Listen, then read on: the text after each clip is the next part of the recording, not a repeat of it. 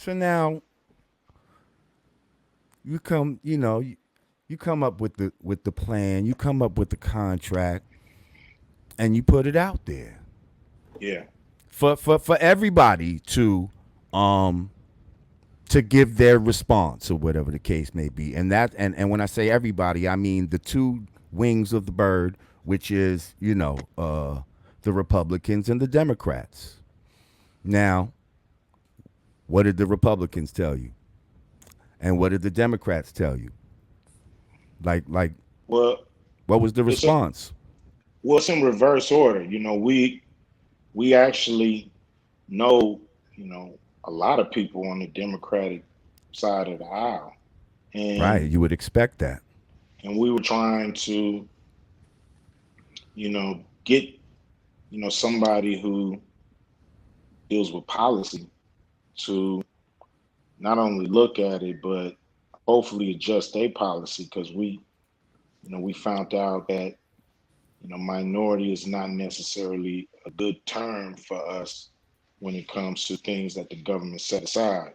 Mm, Um, we end up with less than 10% of that most of the time, or on average. right. So, um, I just felt like people need to know that they need to pinpoint black people specifically, just like they Facts. pinpoint Native, Americans. They need to be specific with us and make sure that money get to us specifically because we're the ones with the grievance. Um, so, that's the quest is to make sure we can cut through this language. And, you know, we were making headway, nice headway, but, nothing was a concrete connection, with the campaign at top levels. So we went on to promote, kept pushing the plan, kept going on, things like Breakfast Club. We went on April Ryan's show.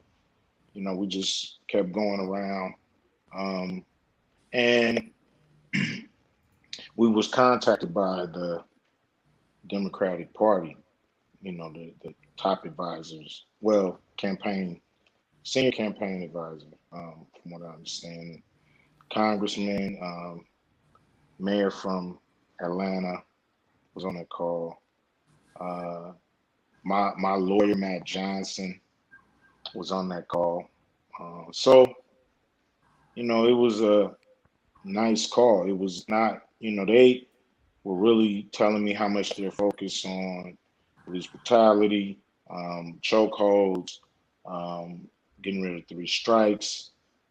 Pretty much the social things. And the social things they're attacking was things that need to be reformed for sure.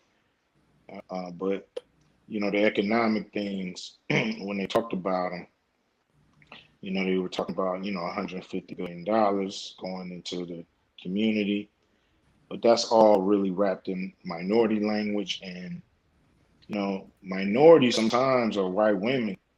They get that, or um, you get everybody under the sun. Yeah, Um, Asians, Mexicans, Yeah. everybody. Tariq Nasheed was yeah. just on here talking about how those kind of loopholes, we get shitted on in that. Everybody Mm-hmm. else gets to become a part of Yep. that that label of minority, Hmm.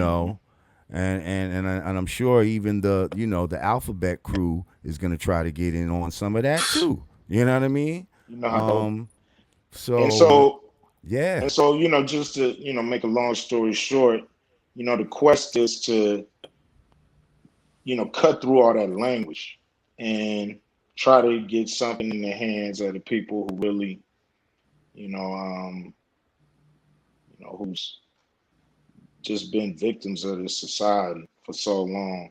And like I said, we were talking about things, and we never got to the contract with Black America. You know, I was basically told, once we win, we'll have you come into the transition team and try to get some of these things pushed through. They were saying that there was some overlap, that they had bills on the floor that had some overlap. To me, that lets me know that we're on to the right track. You know, Mm. if we're doing this thing outside of any kind of um, congressperson, and then when we present it to them and there's some overlap, that means we got a Right. lot of common sense Thinking the things that same way. should be implemented, and we're here to help. And so, it was a cool meeting. And then there was like, well, we're going to follow up, we're going to make connections and just kind of keep this dialogue going. And that never happened. Then the Republicans ended up contacting us and saying, yo, we got this plan. They had no idea we talked to the other side. They just was saying, you know, we got some good stuff, but when we look at y'all plan, you have great stuff. So they want to talk about it more. So that's Mm. what we did.